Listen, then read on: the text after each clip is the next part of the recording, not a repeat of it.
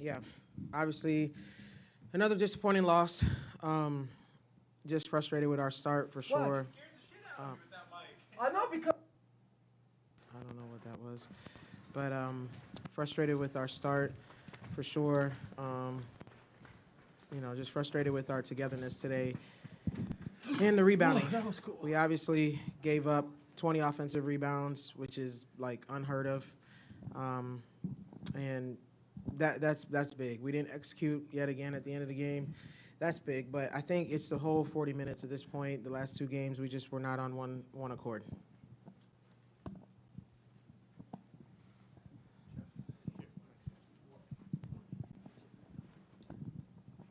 You got the timeout with 19.1 seconds left. What were you looking for on that initial play before you ended up calling the other timeout?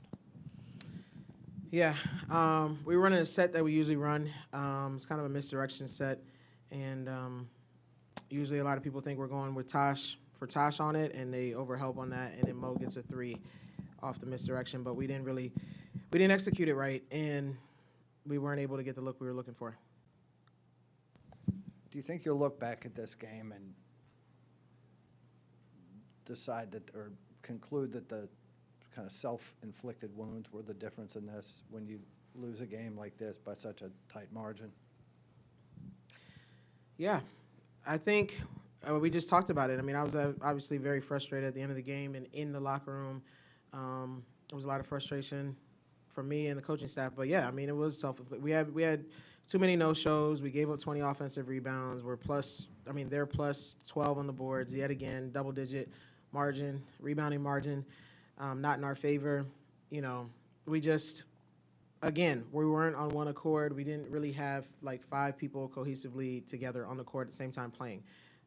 Even at the end, when we were battling back, we couldn't get into our press because it was like two people trying to get into it, the other ones forget, and just little stuff like that. It all goes into, all right, now they inbound the ball, and we got two people two, three up there trying to press, and then they just run out on us. So just being on one accord is how when we are on one accord, we play well and we beat teams.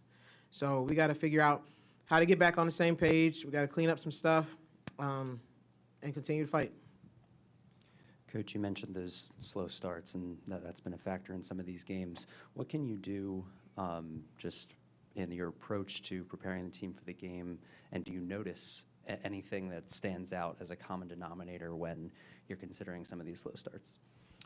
Yeah, I mean, we got to – the last two games in particular are the ones that really are glaring. And we went down double digits, basically 20 in both games in the first quarter, which is crazy. You can't win games against great teams like that. So I also credit to Louisville. They played hard. They played physical, and they got what they came here to get. But for us, these last two particular games, we didn't, we've had some slow practices. We had to rile them up and practice a little bit.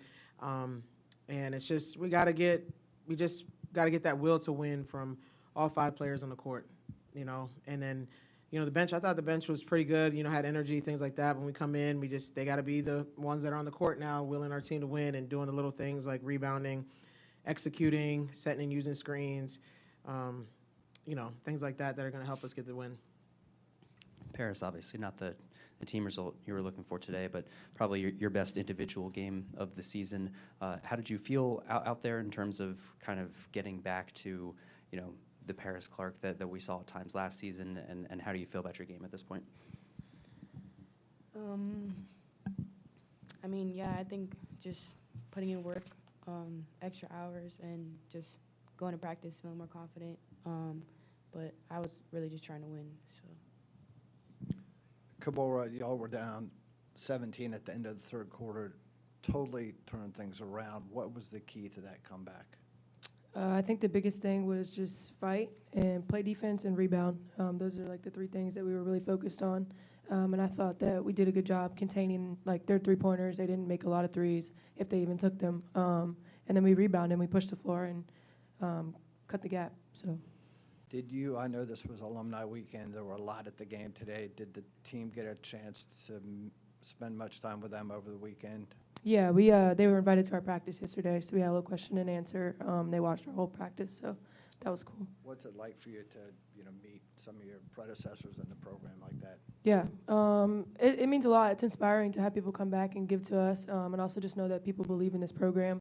And I hope to be one of them one day, be able to come back and give to the people after me.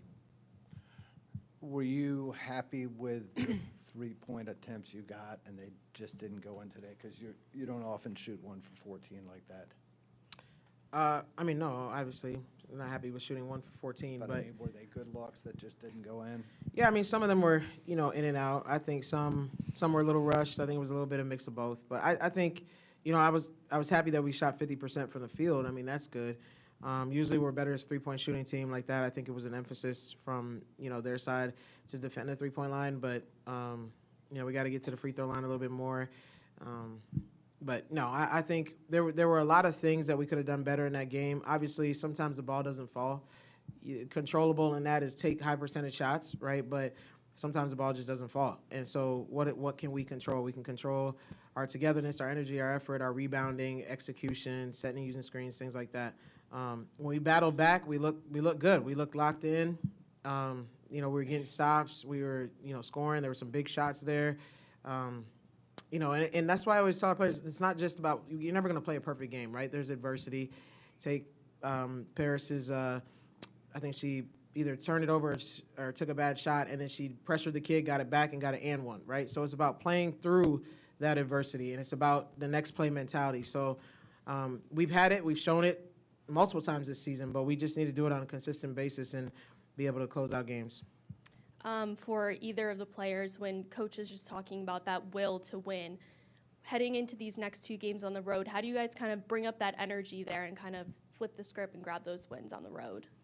Yeah, I think, like she said, it starts in practice. We've got to come ready to work, put this game behind us. Obviously, we can't worry about the losses that we've had recently, but we've just got to work, put our head down and work. Yeah, I agree with both of them. Really, it starts in practice, and I think just being very intentional about that and just trying to lead the team and just bring that energy and look forward. Paris, I think maybe most of your baskets today were scored with your left hand. Has the left always been a big part of your game offensively, or is that something you've worked on? Yeah, I mean, a lot of people don't know, but I'm actually like a lefty. Yeah. So, yeah. So have you been working on your right hand then? Yes.